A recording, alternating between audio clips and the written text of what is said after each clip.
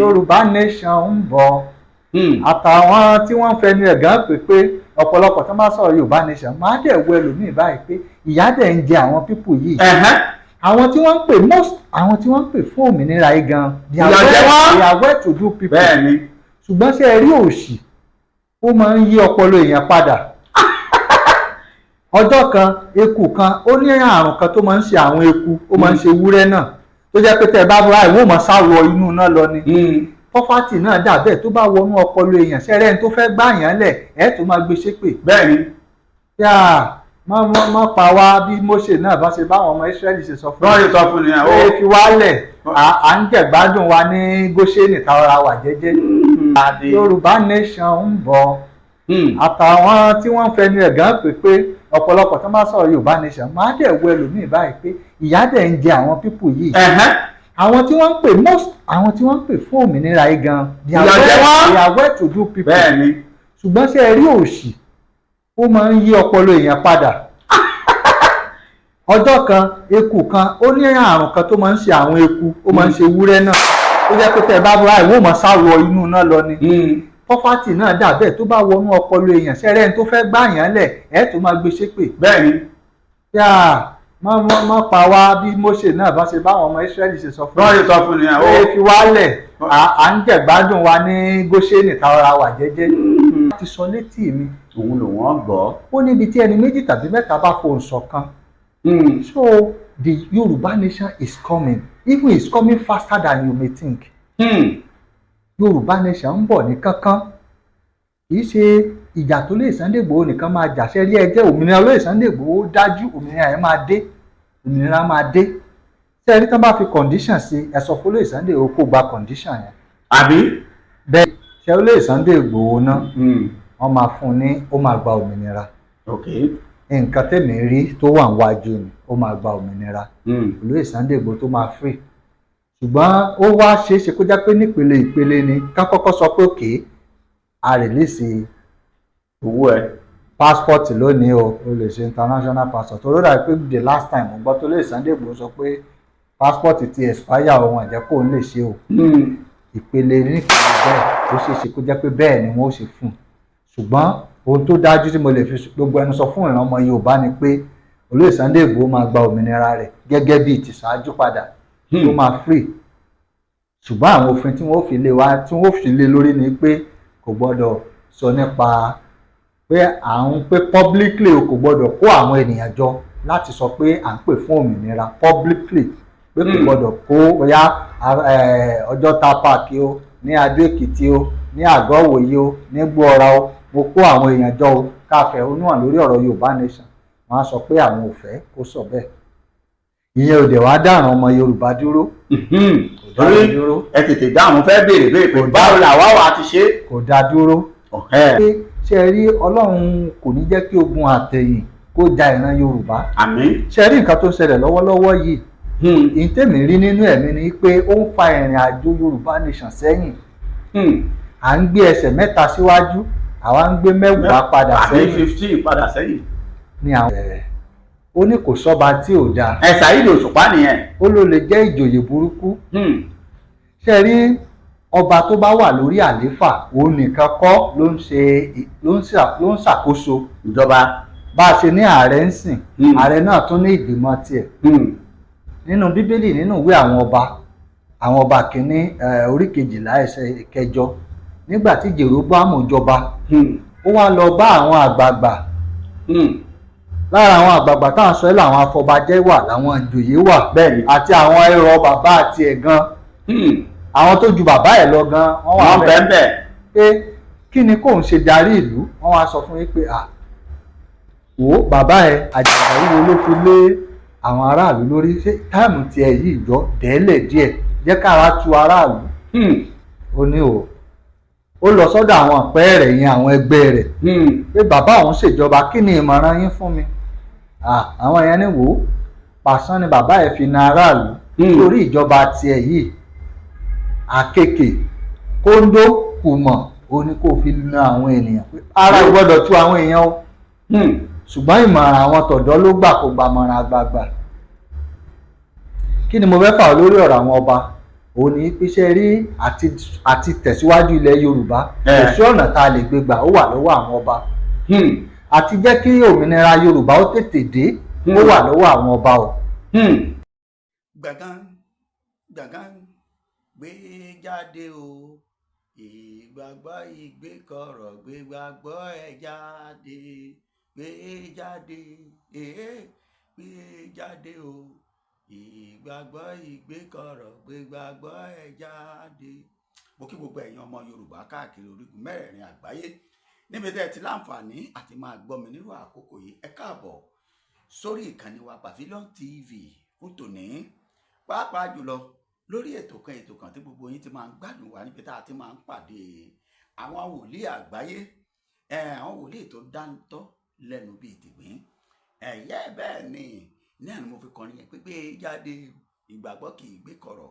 Àwọn wòlíì tó dára wọn lójú pé tí wọ́n bá sọ bẹ́ẹ̀ ní rí ohun tó lọ́run rán wọn. Ẹ ti mọ̀ wá lórí ìkànnì Pavilion TV pé bí wọ́n ṣe jẹ́ náà nìyẹn. Lónìí lórí ètò lónìí wòlíì tá a gbà lálejò díẹ̀ lẹ́gbọ́ nínú tí wọ́n sọ ìfáàrà ni ojúlówó ẹ̀ ń bẹ farabalẹ̀ ọmọ Yorùbá. Wọ́n sọ̀rọ̀ nípa àlejò wa pàtàkì lórí ètò lónìí, prophet and scientist Olúṣọlá Àlàbí, wòlíì torí àánú gbà.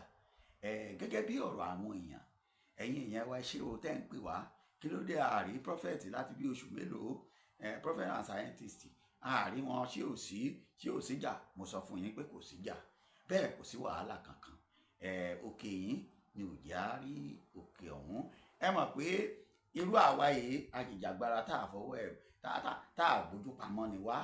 Bẹ́ẹ̀ ni àwa ń kéde òmìnira orílẹ̀-èdè Yorùbá báwọn náà ṣe pẹ̀lú wa nínú ìrìn àjò, ṣùgbọ́n láti kálukú ń gbà lọ́yàtọ̀ọ̀tọ̀ díẹ̀díẹ̀. Mo sì máa jẹ́ ó yà yín lẹ́nu gbájú àdúrà láwọ̀ wá.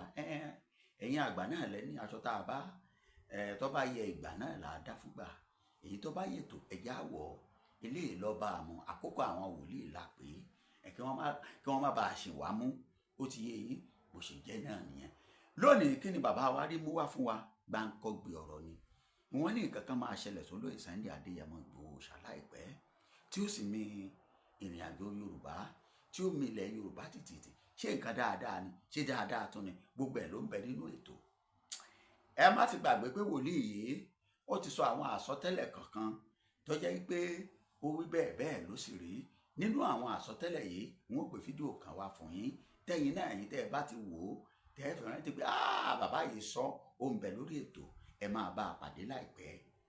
Ẹ wá bá mi bẹ́ẹ̀ ṣe ń wọlé, ẹ máa bá mi share. Wọ́n sọ nípa ti bàbá wa Professor Adébánjí Akíntóyè. Wọ́n sọ torílẹ̀-èdè Nàìjíríà lápapọ̀ níbi tí àwọn alágbára bíi Dangote àti bẹ́ẹ̀ lọ kí ni wọ́n ní yóò ṣẹlẹ̀. Àwọn ẹ̀yin lọ́balọ́ba ilẹ̀ Yorùbá ẹ bọ́ bí ẹ wá gbọ́ o. Gbogbo ẹ̀yin tẹ́ ẹ bá ń gbọ́ ètò yìí ẹ dákun mọ̀rọ̀ yìí bẹ́ẹ̀ ṣe ń wọlé ẹ máa bá mi share. Ẹ jù sí WhatsApp káàkiri.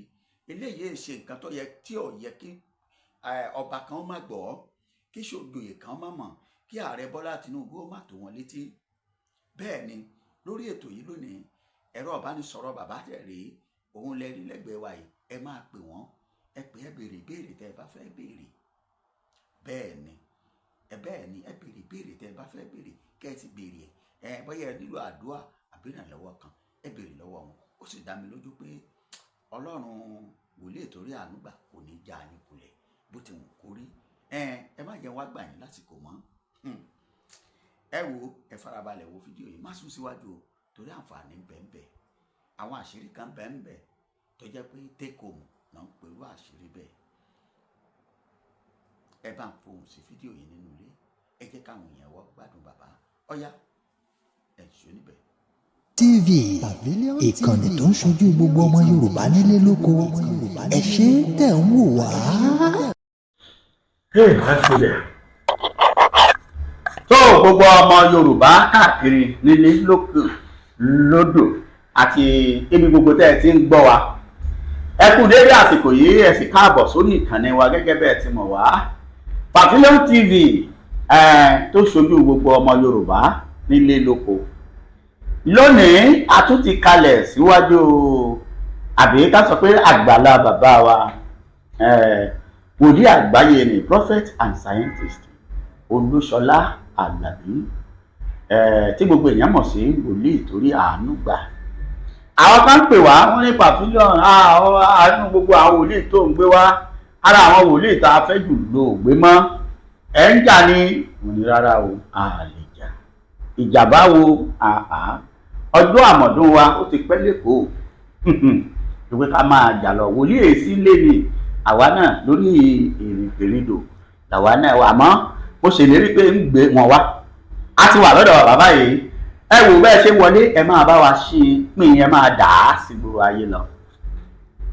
Lónìí ẹ máa gbọ́ ìtàn látẹnu wòlíì àti onímọ̀ ìjìnlẹ̀ sáyẹ́ǹsì Olúṣọlá Àlàbí. Bàbá ẹ kú dédé àsìkò yìí. Mo kí gbogbo ẹ̀yin tẹ̀tún wà jákèjádò àgbáyé lónìí. Mo gbàdúrà pé lórúkọ Jésù àlàáfíà Ọlọ́run yóò wà pẹ̀lú gbogbo yín. Ìrìn àjò lóríṣiríṣi náà ni ó fà gẹ́gẹ́ bí ọ̀rọ̀ tí pavilion ti sọ. Adẹ̀ tó ti dé náà, àtúntì dé náà nìyẹn. Mo ṣe jẹ́ nìyẹn o.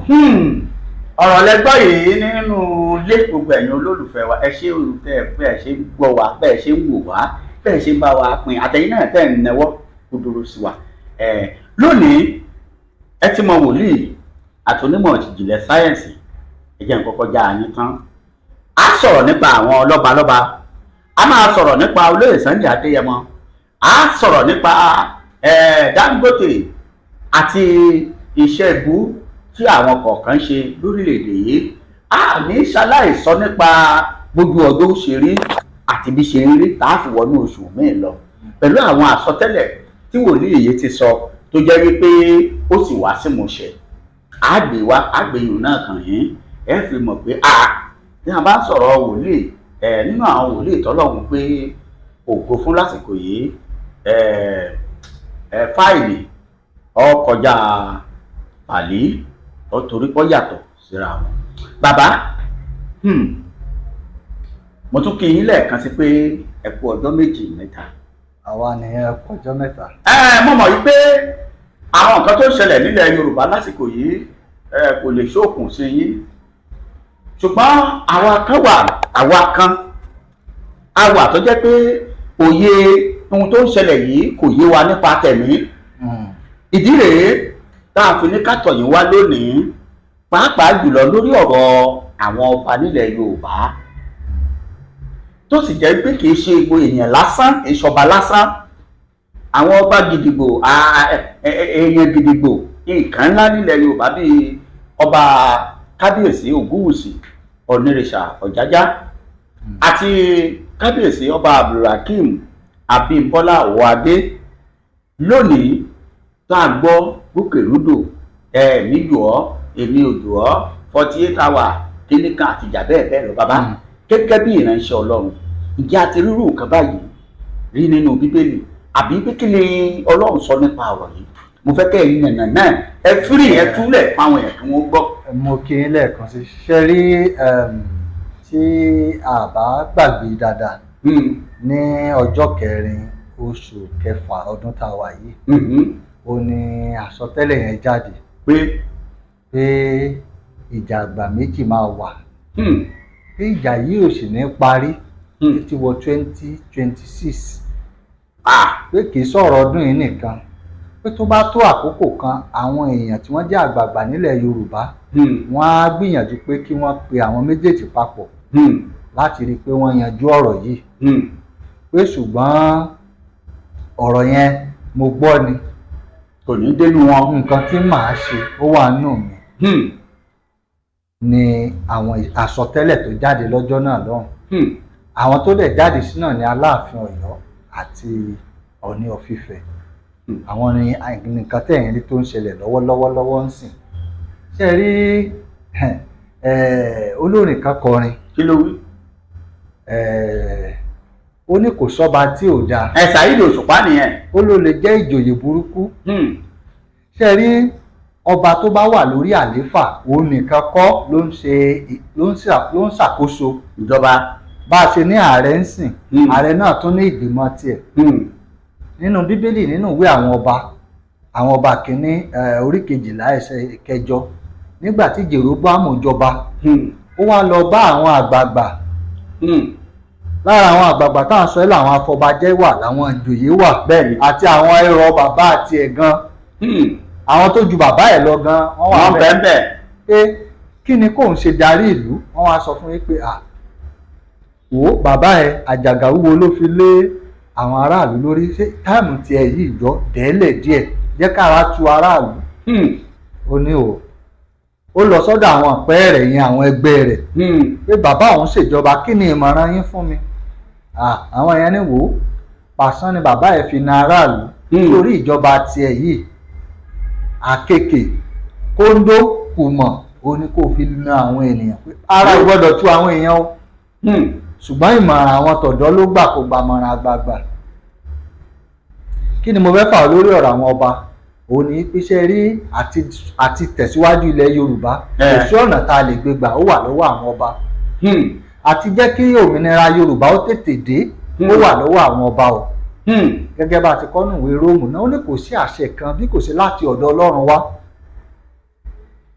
ó ní kí olúkúlùkù èèyàn kó ṣe kí ni kó forí balẹ̀ fún aláṣẹ ní tí Bíbélì gbìyànjú àìsọ ni pé kò sí bẹ́ẹ̀ ṣe lè jẹ́ wòlíì Nàìjíríà yìí kó ní gbogbo ẹ̀bùn kó ní gbogbo ìmọ̀ kó ní àṣẹ tó gbóná lẹ́nu tí president orílẹ̀-èdè Nàìjíríà ìyẹn bàbá Bọ́lá Ahmed Tinubu wá ní ẹnikẹ́ni ò gbọ́dọ̀ jáde lọ́la àṣẹ ta ni ó múlẹ̀.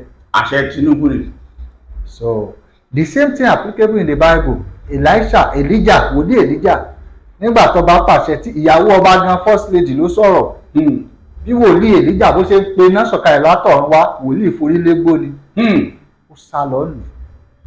à ń sọ̀rọ̀ nípa àṣẹ tó wà lẹ́nu ọba ìlú ṣe rí ìjà àwọn àgbààgbà méjèèjì ó máa affect ọ̀rọ̀ nípa ọ̀rọ̀ Yorùbá nation tá à ń sọ yìí o because ìgbà tó yẹ kí wọ́n jọ foríkorí pọ̀ kí àwọn bàbá Akíntóyè Sunday Ìgbòho àti àwọn àgbààgbà míì nílẹ̀ Yorùbá kí wọ́n bá gbogbo àwọn bàbá ìkànjọ ṣe meeting lórí ìtẹ̀síwájú Yorùbá ìyẹn kọ́ ni wọ́n máa yanjú báyìí ẹ̀tẹ̀ kọ́kọ́ ọ̀rọ̀ ìjà ni wọ́n máa yanjú báyìí ìyẹn ni àwọn olóyìnbó pè ní delay tactics. Ọgbọ́n tí wọ́n fi ń fa nǹkan sẹ́yìn tí ó fi máa wọ́lẹ̀ àwọn ìjà tó ń ṣẹlẹ̀ lọ́wọ́lọ́wọ́ nìyẹn. kára sọ pé olóṣèlú náà ń ṣiṣẹ́ fún ni àbí báwo torí olóṣèlú ló lè lóru ọgbọ́n tẹ̀sán yẹn bàbá. ṣe rí olóṣèlú náà tẹ bá wò láyé òde òní ṣe rí ní eléyìí kì í ṣe ti Ọ̀yọ́ àbí ti Ifẹ̀ ṣùgbọ́n generally lásìkò tá a wà yìí ṣàṣà ni ọba tí wọ́n ń jẹ tó lóṣèlú ò lọ́wọ́ sí.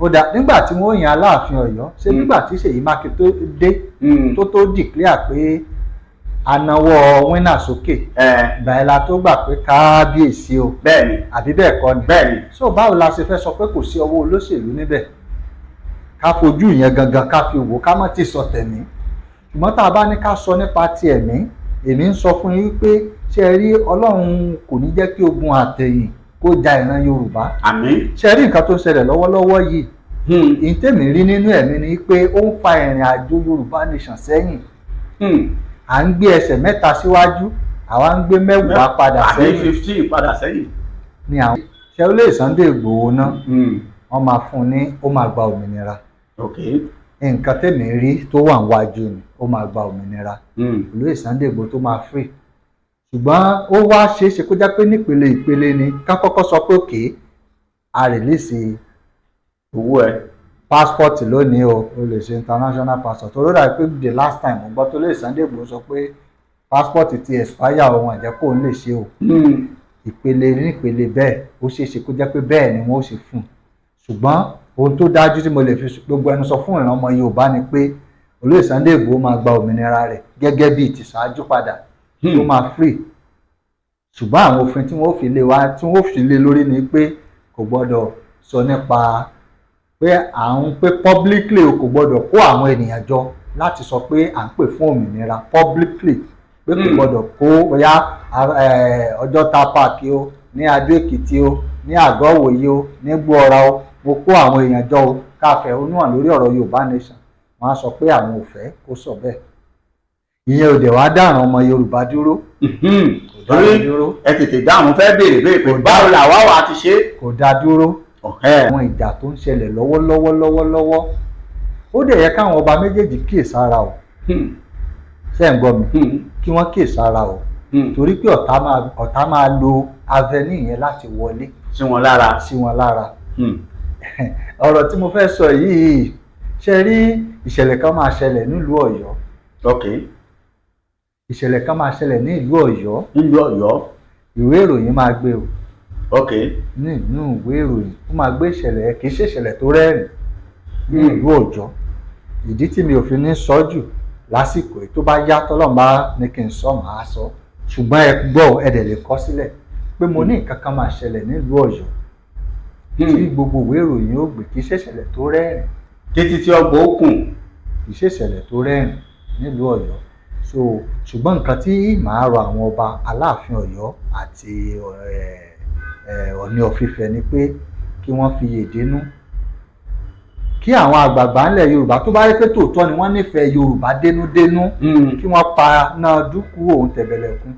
kò yẹ kí ọba aládé nílẹ̀ Yorùbá kó máa háì kó máa réètì ọba ilẹ̀ Haúsá mọ́dà ilẹ̀ Yorùbá.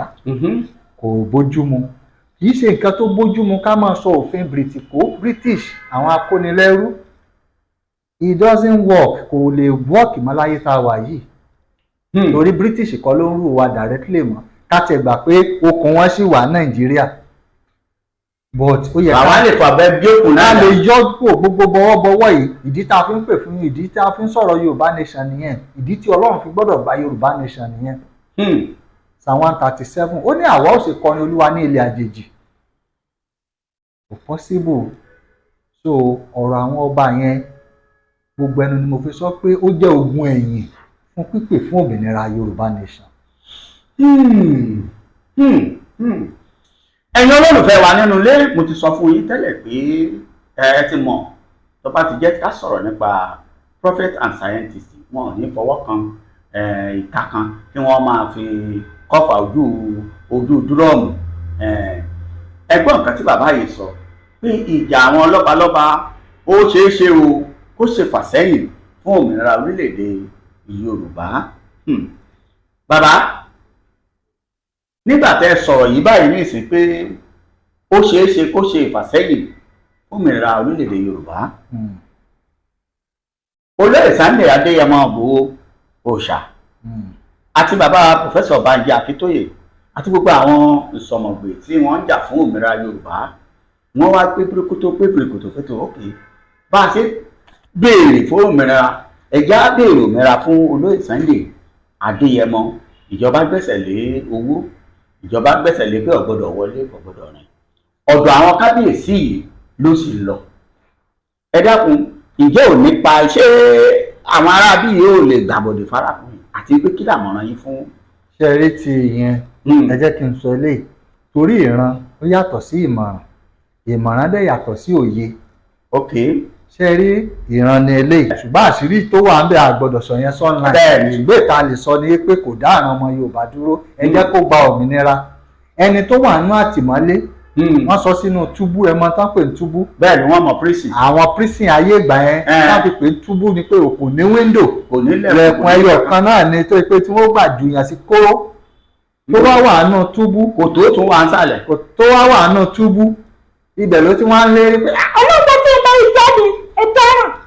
gbogbo yín máa pa ṣé wọn ó jọ jáde. wọ́n á rò pé ìwọ ebi ló máa pa ẹ́ kú síbẹ̀ ní ẹ jẹ́ kó lóye Sunday Igboho kọ́kọ́ gba òmìnira yẹn náà that is the first thing. Ṣe rí prophecy wisdom tọ́lọ̀ bá fẹ́ yọ̀yàn you need to apply wisdom. bẹ́ẹ̀ ni èèyàn ní láti apply wisdom ọgbọ́n a máa jẹ́ ọgbọ́n téèyàn ní determine bóyá ẹ̀mí èèyàn ogun àbí ẹ̀mí rẹ̀ ó kúrú bẹ́ẹ̀ ni torí bọ́lọ̀ bá ní ẹ̀mí èèyàn máa gùn tóun náà dẹ̀ lọ ń ṣeré gélé ẹ̀mí lè ṣọ́ọ̀tì ẹ̀mí rẹ̀ lè má gùn kí ìyẹn wá sọ́wọ́ Ọlọ́run ló ti wá ọwọ́ ara ẹ̀ ni ọwọ́ ara ẹ̀ ló ti wá ó wà ní Bíbélì náà nígbà tí Samson tó fọwọ́ rẹ̀ lé pílà ilé ńlá tí gbogbo wọn kóra wọn jọ pọ̀ sí nígbà tí wọ́n yọ ojú ẹ̀ èdè ẹnu ẹ̀ ló pa Samson ní Olúwa ó ní fún mi ní agbára ẹlẹ́ẹ̀kan sí ó ní kóun lè kú pẹ̀lú àwọn ènìyàn yìí kóun kú pẹ̀lú wọn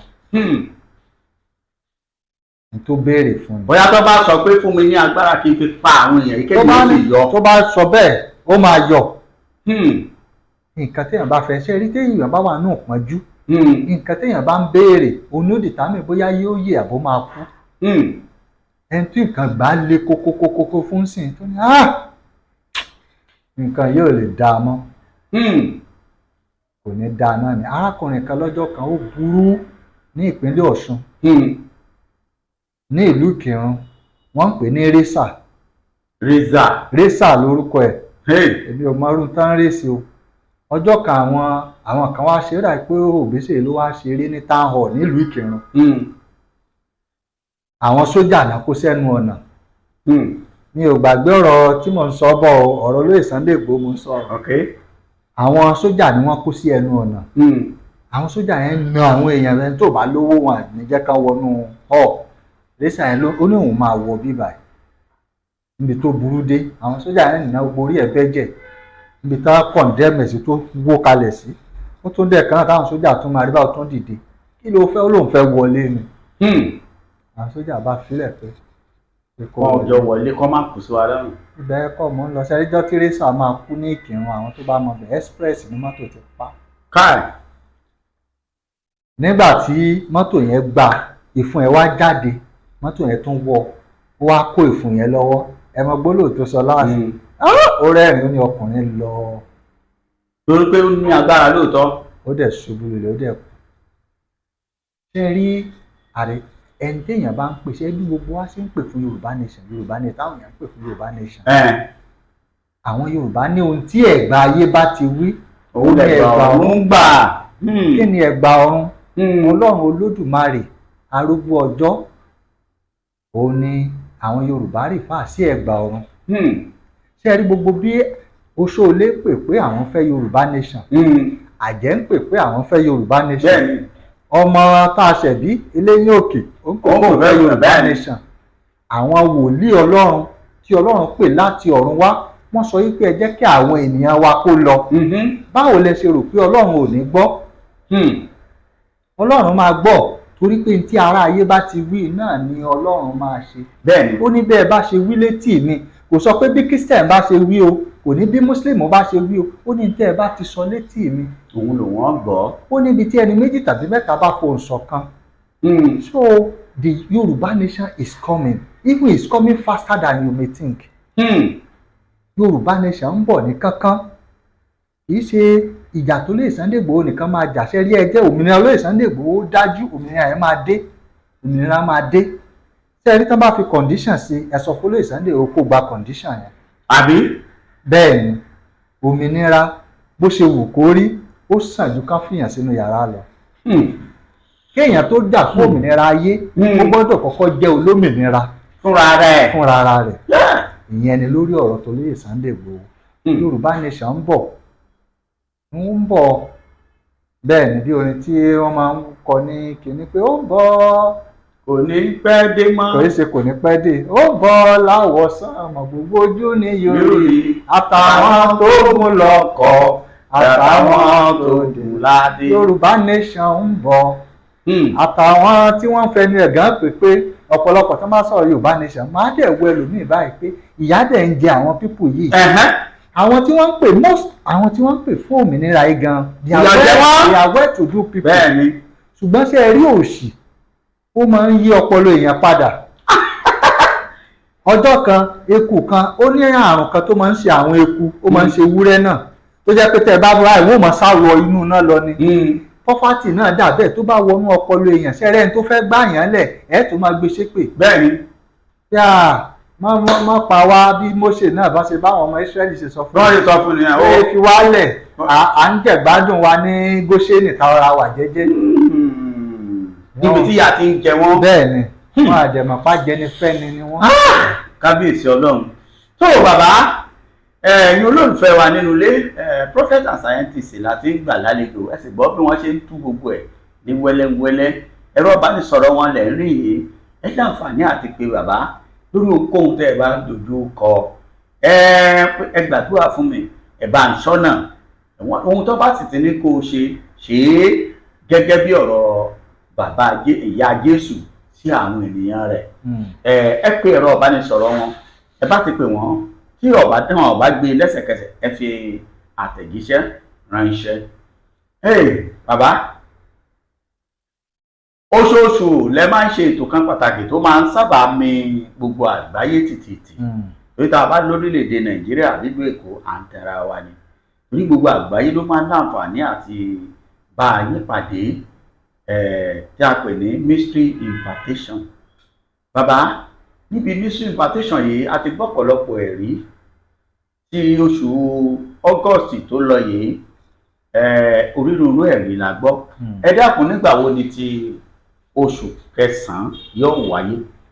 Mystery impartation ti oṣù kẹsàn-án every second Friday ló máa ń wáyé. Ti oṣù kẹsàn-án máa wáyé ní ọjọ́ 12 ní oṣù kẹsàn-án ló tún máa wáyé. Ibi tó dẹ̀ ti máa wáyé kò ń ṣe ibi tá a ti ń ṣe tẹ́lẹ̀. So ibi tó ti máa wáyé ní Duncan Event Center. Ìyẹn wà láàárín Ìkọ̀tún àti Igando, Kwara bus stop. Ibẹ̀ ló ti máa wáyé ní oṣù kẹsàn-án. Ibẹ̀ yẹn wà òkè dáadáa, kò ń ṣe ibi tá a ti ṣe ní last time. So àdírẹ́sì yẹn àwọn tán bá pè wá ṣáájú gbà yẹn a máa send àdírẹ́sì yẹn sí gbogbo wọn. Ṣùgbọ́n lóṣù yìí a fẹ́ gbàdúrà lórí àwọn nǹkan tó fa delay nínú ayé àwọn ènìyàn. February la ṣe irú nǹkan yẹn last, but testimony yẹn pọ̀ at this month. A gbàdúrà lórí àwọn tí wọ́n ní business, tí wọ́n ní proposal, tí wọ́n ní abandon project. Ó ní mystery Ọlọ́run tá fún gbogbo wọn gbà yẹn. Wà á ti gbọ́ testimony about 70% of them ni wọ́n ti sọ testimony wọn. So month of September la fẹ́ ṣe yẹn, which will be the next one fún ọdún yìí. Àwọn tí wọ́n ní project tó jẹ́ pé ó kàn wà lójú kan náà bíi adágún odò ni kí wọ́n wá ní oṣù kẹsàn-án yẹn. Ọlọ́run fẹ́ ṣiṣẹ́ agbára. Ẹni tó jẹ́ pé wá wò pé ayé òun ò lọ síwájú kò dẹ̀ lọ sẹ́yìn náà, ó ní mystery Ọlọ́run fún wọn ní oṣù kẹsàn-án. Àwọn tó ń wojú Ọlọ́run fọ́mọ, ìyẹn oṣù kẹfà ni Ọlọ́run ní ká, ó ní ìgbésẹ̀ tó Ọlọ́run ní ká gbé ní oṣù kẹfà. So gbà tó bá tún di ní oṣù kẹsàn-án tó máa gbàràn dáwọ́ àti gbọ́ testimony many of them náà. Ní ìsọpọ́n ti bímọ o, ẹ má sọ pé láàrin oṣù mẹ́ta. Nǹkan tí mo sọ ni pé I've received a lot of calls from them. Ọlọ́run ṣe o, ẹni tó jẹ́ 1 month 2 months pregnant by now, Ọlọ́run ti ṣèyanu. So what we gave them in June this year, we want to give them according to the instruction of God. A tún fẹ́ fún wọn nínú oṣù kẹsàn-án. Ọlọ́run kó tún ṣèyanu ní ayé wọn. Bákan náà la dẹ̀ máa gbàdúrà ire fún gbogbo ènìyàn, torí pé Ọlọ́run ní ká máa gbàdúrà ìbùkún fáwọn ènìyàn. So a dẹ̀ tún máa gbàdúrà many people lọ́lọ́run ti ṣèyanu ní ayé wọn, and we have a lot of testimonies. So mystery impartation second Friday in the month of September ló máa wáyé. Ọjọ́ 12 oṣù kẹsàn-án ọdún yìí ló máa wáyé ní Kwara bus stop, Ìkọ̀tún Igando road ló tó ti máa wáyé. Ọ̀dà bàbá, kí ni kí àwọn èèyàn mú lọ́wọ́? Ṣé ó nílò kan mú wọn? Àtọ́jú àwọn ẹlòmíràn ní ẹ máa gbòòrò bọ̀, ẹ máa gbóyin bọ̀, ẹ máa gbé omi bọ̀. Ṣe rí bí omi, bí òróró kankan. Every month ṣe rí eléyìí tó ń bọ̀ yìí kò ní káwọn èèyàn gbé wọn kan wá, torí ó ní àwọn mystery tọ́lọ́run máa ní káwa ká ṣe sí àwọn nǹkan tá a máa fún àwọn ènìyàn. So gbogbo ìgbà la máa ń fún àwọn èèyàn ní la fi pè ní ẹ̀bùn àwọn áńgẹ́lì. Bọ̀ àwọn kan wà tó jẹ́ pé wọ́n ṣẹ̀ gbọ́ wa fún ìgbà àkọ́kọ́ ni, bóyá ọjọ́ mi tẹ́ bá ṣe tàbí mo lè máa sọ yẹn. Torí àwọn èèyàn kan pè pé kí ni ẹ̀bùn àwọn áńgẹ́lì. Ẹnìkan ní kí n jọ òun ò fẹ́ gba, pé wọ́n ní kó má gba nǹkan kan lọ́wọ́ ẹbọra ọmọ ní mo ló ṣe ṣe kó jẹ́ pé ẹ̀yin ṣẹ̀ ń gbọ́ wa fún ìgbà àkọ́kọ́. Bọ̀ mi ì lè máa sọ yẹn lónìí, ọjọ́ mi máa ṣàlàyé ẹ̀. Ṣùgbọ́n nǹkan tí mo fẹ́ fà ni pé àwọn máa ń fún àwọn èèyàn ní ẹ̀bùn àwọn áńgẹ́lì. Mystery Ọlọ́run tí a ṣe sínú nǹkan yẹn, àṣírí tọ́lọ́run fi hàn. For example, tọ́lọ́run bá ní ẹ fún àwọn èèyàn lómi yìí. Now omi yẹn ó ní àwọn àdúrà, ó ní àwọn ìgbésẹ̀ tọ́lọ́run ní ká gbé lórí omi yẹn. Is no more ordinary water, kì í ṣe omi lásán mọ́. Ó ti di àṣírí Olúwa. So tó sì wà pẹ̀lú àwọn ènìyàn rẹ̀. Pẹ̀lú àwọn ènìyàn rẹ̀, so bó ṣe jẹ́ nìyẹn. So nǹkan tá a máa fáwọn èèyàn àti ṣètò ẹ̀ sílẹ̀ fún wọn ní September. So gbogbo ẹ̀yin olólùfẹ́ wa, ọ̀rọ̀ lẹ́ ń gbọ́ yìí nípa mystery impartation tí ó wáyé ní oṣù September, ọjọ́ 12 oṣù kẹsàn-án ọdún yìí ni yóò wáyé dédé agogo 10 òwúrọ̀ títí di aago 2 lọ́sàn-án ní Duncan Event Center Kwara bus stop. tó wà ní Kwara bus stop. Tí ẹ bá ń wọ mọ́tò bọ̀ lẹ́bikíbi ẹ dé Kọ̀tún, tó bá jẹ́ Kọ̀tún lẹ dé, ẹ sọ pé ẹ fẹ́ wọ márúwá tàbí mọ́tò tàbí ọ̀kadà tó ń lọ sí Ìgàndò, ẹ sọ pé Kwara bus stop ilẹ̀ yìí ti fẹ́ bọ́lẹ̀. Bẹ́ẹ̀ bá ti bọ́lẹ̀ gbàrà báyìí, Event Center yẹn lẹ́rìí lọ́ọ̀kan tó jẹ́ wípé wọ́n kùn ní ọ̀dà green báyìí, ibẹ̀ ni kí ẹ wọlé sí. Bó sì jẹ́ níbikíbi lẹ bá ń bọ̀ tó bá jọ́nà Ìgàndò lẹ́yìn bá wọlé. Bákan náà ẹ sọ pé ẹ fẹ́ márúwá àbí ọ̀kadà àbí mọ́tò tó lọ sí Kọ̀tún, ẹ máa bọ́lẹ̀ ní Kwara bus stop. Bẹ́ẹ̀ bá ti bọ́lẹ̀ Kwara bus, ibi tẹ́ ẹ bọ́lẹ̀ sí gangan ibẹ̀ gan ni ẹ kàn wẹ̀yìn yín, ibẹ̀ ẹ ti rí àwọn èèyàn tó ti wà ń bẹ̀. Ìgbàgbọ́ yín ni kí ẹ mú lọ́wọ́ kẹ́ wá gba ẹ̀bùn àwọn áńgẹ́lì. Aago 10 sí aago 2 la máa ń ṣe gbogbo ètò yìí, a kì í sì fi àkókò ẹnikẹ́ni ṣòfò.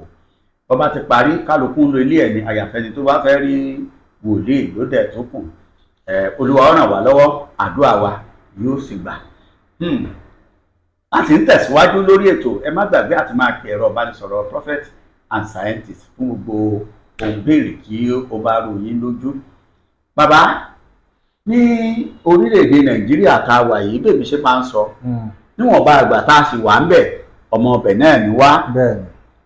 Ọkùnrin kan wà Fúlàní ni, tó jẹ́ pé ó ní mọ́tò, ó sì ń ta gbogbo nǹkan tí wọ́n ń tà ní Nàìjíríà. Òun lọ́bẹ̀ ìjọga yàtọ̀ sí tí ìrékọ́ta èèyàn rí. Wọ́n pè ní Dangote. Ṣé Fúlàní ni? Fúlàní ni Dangote. Fúlàní ni. Mo ń gbọ́rọ̀ yìí. Báyìí ó dàbí pé gbogbo ọdọọdún ni mọ́tò ẹ̀ máa ń pààyàn káàkiri. Ẹ dákun, gẹ́gẹ́ bí ìránṣẹ́ Ọlọ́run, ṣé ká sọ pé àwọn ẹ̀mí òkùnkùn ló ń lo mọ́tò ẹ̀ ni, àti pé tẹ́ tún jẹ́ ẹni tí ó rìn já káàkiri ọ̀pọ̀lọpọ̀ orílẹ̀-èdè. Nínú àwọn orílẹ̀-èdè tẹ́yìn ti lọ, tírú ẹ̀ bá ń ṣẹlẹ̀, kí lẹ rò pé ó yẹ kó ṣẹlẹ̀ àbí ojú wo ló yẹ ká fi wò? Ẹ ṣe mọ̀ wípé ní Áfíríkà wa ń bíbà yìí, Nàìjíríà àti Áfíríkà, ìwà gbogbo wa jọra wọn. Ok. Tó jẹ́ pé olówó ń bíbà yìí Esprit Cup ni. So àwọn ni wọ́n ń pè ní ẹran aṣẹ̀málù. Ẹran ilé ọba. Ẹran ilé ọba aṣẹ̀málù. Ok. Àwọn nǹkan kan àti pé gbogbo àwọn tó ń bá èèyàn ò lè dánwò láwọn orílẹ̀-èdè àgbáyé. Wọn à lè dánwò. Ṣùgbọ́n ní bíbà yìí ni pé tó bá ti lówó, ó máa rọ́nà lọ. Olówó lọ́wọ́, ó dẹ̀ tún wá mọ̀yàn. Tó kò ṣẹ̀ṣẹ̀ tó ṣẹ̀ ń bí ó máa rọ́nà lọ. Òun ni jẹ́ pé gẹ́gẹ́ bí nǹkan tí a gbọ́, èmi ò ṣèwádìí lórí nǹkan tí mo fẹ́ sọ ni pé wọ́n ní ọ̀pọ̀lọpọ̀ àwọn dráìvà tí wọ́n wa tírélà Dangote yìí pé wọn ò ní driver license. Kí náà bẹ́ẹ̀ fi ṣe? Òmíì gan wọ́n ní underage ó wà nínú àwọn tí wọ́n ń wa mọ́tò yìí. Ẹ̀mí ṣé ọ̀tọ̀ ni kéṣù ó máa lo èèyàn, ọ̀tọ̀ ni kéèyàn gangan tún gbé èṣù mi. Kóun náà tó máa lo èṣù. Kóun gan tó máa lo èṣù. Ṣé rí ọ̀pọ̀lọpọ̀ àwọn tó ń wa tírélà yẹn, wọ́n ti gbé èṣù mi. Bẹ́ẹ̀ ni ọ̀pọ̀lọpọ̀ wọn tẹ́ bá rí ìwàkuwà tí wọ́n máa ń wà káàkiri. Ṣùgbọ́n àkókò kan ń bọ̀ tó jẹ́ pé ṣé ẹ tiẹ̀ rí kí n tiẹ̀ tó sọ àkókò yẹn ń bọ̀ ló ní ó sì jẹ́ pé tí Yorùbá nation bá dé, bóyá Dangote ó ta company rẹ̀ ní o, bóyá yóò dẹ̀ wú kúrò nílẹ̀ Yorùbá ní o, tó bá ṣe é wú nǹkan ó ṣẹlẹ̀ nu méjèèjì. Gbogbo nǹkan yẹn ò ní sí.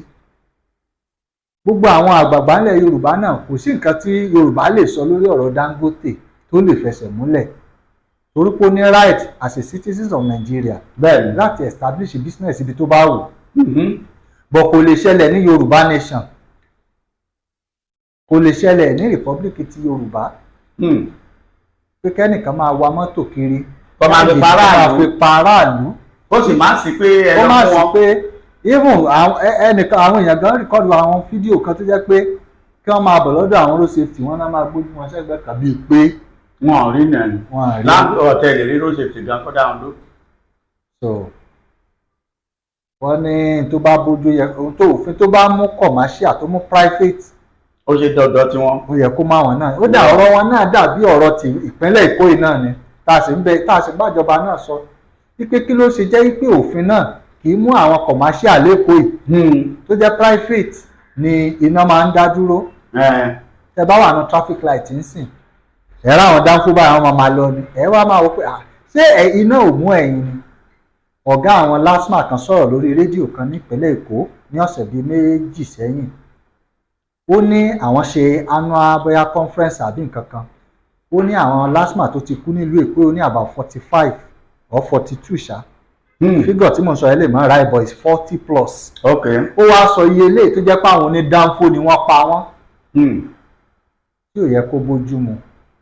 Ó yẹ kófin kan wà tó jẹ́ pé gbogbo ẹni tófin bá ti gbámú láì wo ojú ẹnikẹ́ni ó ti gbámú nìyẹn. Ṣùgbọ́n tó bá ti jẹ́ pé aṣòfin fún àwọn kan òfin ò sí fún àwọn kan ìnirúwà tí àwọn Dangote company máa wò àwọn Dangote trailer irúwà bẹ́ẹ̀ ló máa wò irúwà bẹ́ẹ̀ ló máa wò.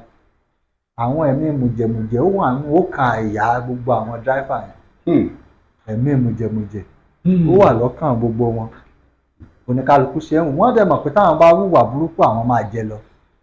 Tí kò sẹ́ni tí ó mú wọn. Kò sí nǹkan tó fẹ́ ṣẹlẹ̀ òun ló fà á tẹ̀ ṣe rí gbogbo wà burúkú dẹ̀ lè stop. Gbogbo nǹkan tá à ń sọ yìí ó máa lọlẹ̀ díẹ̀ ni o.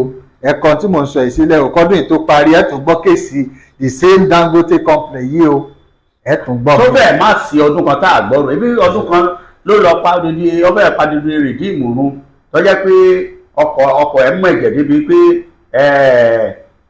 in fact ọkọjá bẹ́ẹ̀ ọkọjá òye ẹ̀dá ní ọdún náà lọ́hùn-ún tó jẹ́ pé ọkọjá òye èèyàn tí àkókò tí wọ́n ń ṣe rólíkó gọ̀ǹgẹ̀sì àbí nǹkan náà ń ṣe nígbà yẹn náà. And ìjọba náà ní láti reason tó ṣe pé ìjọba gbọ́dọ̀ akẹ́kọ̀ọ́ ni pé ẹ wo ní oṣù kẹrin ọdún yìí tí wọ́n kó àwọn èrò púpọ̀ wá tán lọ Dangote refinery wọ́n láwọn wá sí company bàbá àwọn wá ṣiṣẹ́. Ni mo fi pè é ní Fúlàní. Àwọn tẹ́rọ́rìsì náà àwọn táǹsọ̀ yìí náà wọ́n máa lo àwọn opportunity yìí. Báwo ni wọ́n ṣe screen àwọn pípì yìí báwo lè ṣe screen wọn tẹ́ fi gbà wọ́n ṣiṣẹ́. Tẹ́ ẹ bá tẹ rírú àwọn èèyàn sáwọn yẹn lè ṣiṣẹ́ epo ṣé wọ́n kàwé ni. Ẹni tó ṣe pé kò sí nǹkan kan nú ọpọlọ ẹ̀ láti inú gbólẹ̀ tí mo wá ẹ kàn kọ́ mọ́tò láàrin ijọ́ mélòó kan ẹ̀dẹ̀ gbé sójú ọ̀nà. Pé kó máa wakọ̀ lọ. Kó máa wa mọ́tò lọ. Ó dáa bàbá ká máa fi eléyìí ṣe ìlọ. Ní ọjọ́ 4 oṣù kẹfà ọdún yìí ni prophet and scientist Olúṣọlá Àlàbí sọ wípé àwọn rí wípé ìjà àgbà méjì kan yóò wáyé ní ilẹ̀ Yorùbá tí yóò sì milẹ̀. Ní báyìí gbọ́nmi sí omi òtó ti ń wáyé láàrin Aláàfin Ọ̀yọ́ àti Ọọ̀ni of Ifẹ̀. Ẹ gbọ́ bí wòlíì ti sọ tẹ́lẹ̀ lọ́jọ́ náà. Ọ̀kan tí Ọlọ́run fi hàn mí tó dẹ̀ bá mi sọ nípa ti oṣù kẹfà ọdún yìí àti nípa ti oṣù keje oṣù kẹjọ wọnú December. Ṣùgbọ́n nílẹ̀ Yorùbá náà ìjà àgbà Ọlọ́run sọ pé ìjà àgbà méjì máa wà ìjà àgbà méjì ó máa wà nílẹ̀ Yorùbá pé ìjà yóò sì ní tán yóò kọjá lọ bẹ́ẹ̀ wọ ọdún tó tún ń bọ̀ náà. A fresh supremacy tussle is playing out in Yoruba land as the Aláàfin of Ọ̀yọ́ Ọba Abímbọ́lá Owóadé and the Ọọ̀ni of Ifẹ̀ Ọba Adéyẹyè Ògúnwùsì clashed over the conferment of the title Olúọmọ of Yoruba land. Gbogbo ẹ̀yin àgbààgbà ilẹ̀ Yorùbá ẹ wá bá wa wá nǹkan ṣe sí kó tó di iṣu atayanyan nítorí àwa tá à ń gbè fún Yorùbá nation. Ní àwọn kókó mo padà sọ́dọ̀ olóyè Sunday Adéyẹmọ. Kókó mẹ́ta ló mú kí bàbá yìí máa lọ sọ́dọ̀ àwọn lọ́balọ́ba. Òmìnira wọn àkọ́kọ́ Bẹ́ẹ̀ni kí wọ́n gbẹ́sẹ̀ lórí àpò owó wọn. gbẹ́sẹ̀ kú. Kí wọ́n gbẹ́sẹ̀ kó. Ẹlẹ́ẹ̀kẹta ààbò ilẹ̀ Yorùbá. Bẹ́ẹ̀ni. Bàbá èmi fẹ́ béèrè gẹ́gẹ́ bí onímọ̀ ìjìnlẹ̀ àtẹni ẹ̀mí. Ṣé ẹ rò yí pé ìjọba lè yọ̀ǹda kó lóye Sunday Igboho kí ó fọwọ́ mú àti dáàbòbò ilẹ̀ Yorùbá ìyẹn ni pé kó control security outfit Yorùbá. Ṣe rí ó máa wá àkọ́kọ́ tí ó kọ́kọ́ ṣẹlẹ̀ mo ní sísẹ̀ǹtẹ̀lé mo ti sọ lẹ́ẹ̀kan. Mo ní sísẹ̀ǹtẹ̀lé ó ní àwọn ìjọba máa ṣe wọn ó kọ́kọ́ rìlíìsì nǹkan kan lẹ́ẹ̀kejì wọn á tó fi kan sí tó bá yá wọn á fi sílẹ̀. Ṣe rí ìgbà tó bá wá gba gbogbo òmìnira tán ipasẹ̀ àwọn ọba ilẹ̀ Yorùbá ó ní olóyè Sunday Igboho ni wọ́n ti sọ wípé láti wá máa ṣe ìṣàkóso ètò ààbò ọ̀dọ̀ àwọn ọba ni ó ti wá ṣùgbọ́n nígbà tó bá gbòmìnira tán ni torí Bíbélì nígbà tí ìwọ bá di alágbára tán ó ní nígbà yìí gan ló bá àjàgà tí ń bẹ lọ́rùn rẹ̀. nígbà tó lóyè Sunday Igboho tó bá gba òmìnira tán òun yóò bọ́ àjàgà wàhálà tó wà lọ́rùn Yorùbá ètò ààbò ló máa bọ́. ọ̀rọ̀ lẹ́gbọ́ yìí látẹnu prophet and science ẹ bá fún ọ ní àwọn tó ń gbọ́ wa ládùúrà ní ṣókí. lórúkọ Jésù agbára Ọlọ́run tẹ́ ò fi la ọdún yìí já kó wọnú ayé yín. àmín. mo ní lórúkọ Jésù ìṣẹ̀lẹ̀ ibi kò ní ṣẹlẹ̀ nínú ayé àmín yín. Jésù. gbogbo àwọn Fúlàní gbogbo àwọn tí wọ́n ń kó ogun wọ ilẹ̀ Yorùbá lórúkọ Jésù ẹ̀mí máa kó máa arrest wọn. àmín. àwọn ogun Ọlọ́run kan máa arrest wọn. àmín. a ò ní wọnú ibi o. àmín. àbọ̀ Ọlọ́run kó dájú lórí wa. àmín. Jésù Olúwa wa. àmín àmín àmín. lórúkọ Jésù. a ní rí Dubai lọ títí ìgbà míì tẹ́tù máa bá wa pàdé lórí ètò pẹ̀lú prophet and scientist Olúṣọlá Àlàbí tí gbogbo èèyàn mọ̀ sí wòlíì torí àánú gbà. ẹ̀rọ ìbánisọ̀rọ̀ wọn lẹ̀ ń wò yẹn lẹ́ẹ̀kan sí ẹ láǹfààní àti pè wọ́n lórí ohunkóhun tó bá dàbí pé oru yín lójú ó sì dá mi lójú pé Ọlọ́run yóò bá gbogbo wa pàdé. à ń sọ fún yín lónìí pé àlàáfíà Ọlọ́run kó máa bá gbogbo wa ó dàbọ̀.